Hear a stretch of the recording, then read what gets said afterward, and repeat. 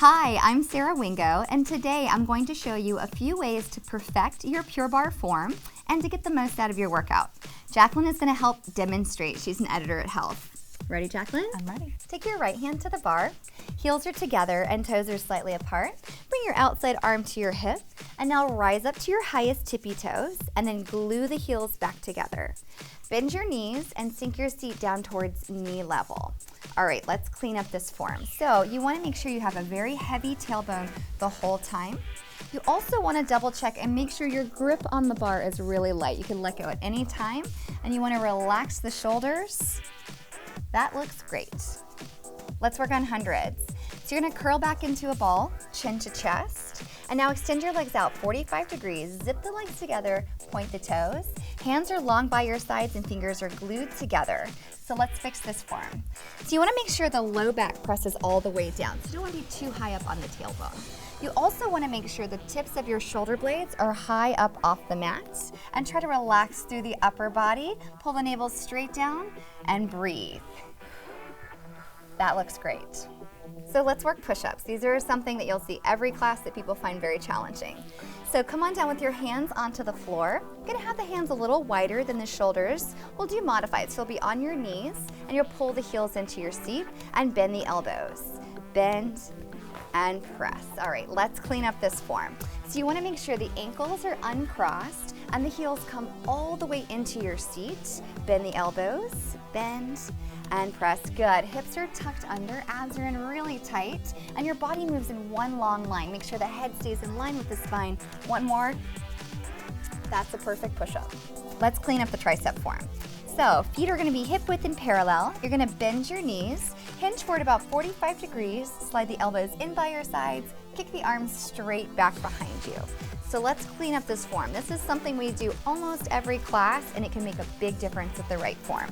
So you really want to make sure the feet are hip width and parallel. Good. And then you want to squeeze the shoulder blades in together. That extra squeeze really helps activate the triceps. And then you want to lift up through your abs just a little bit. And then from there, squeeze the arms as high as they go, nice and tight. That looks great. So let's clean up tabletop form. Tabletop is a great exercise to get your core strong and to tone and lift your seat. So come down to all fours. Hands will be a little wider than the shoulders, elbows are soft. You're gonna extend your left leg back behind you, straighten the knee, point the toe, pull the abs in, and tuck your hips under. So we can definitely clean up this form. So you wanna make sure that the elbows are right above the wrists. So yes, and soften the bend in the elbow just a little bit. Head stays nice in line with your spine. And you're gonna pull your abs in so the back goes flat. And you wanna make sure that left hip bone is square. So hips are nice and even, leg is straight and toes are pointed. You also wanna make sure that the hips don't shift too far back or forward. You want it right above the knee. And so that way you can really focus on squeezing right through the back of your leg where it meets the base of your seat. All right, so let's talk about plank form. So come down onto your forearms. Feet are gonna be hip width apart and parallel. You're on your toes. Draw the abs in and tuck the hips under and lift your body up. So right away, there's some things we can fix here. So you wanna make sure the abs are lifted, and that's gonna pull the hips up in line with the spine. And from there, you can think of tucking the hips under slightly.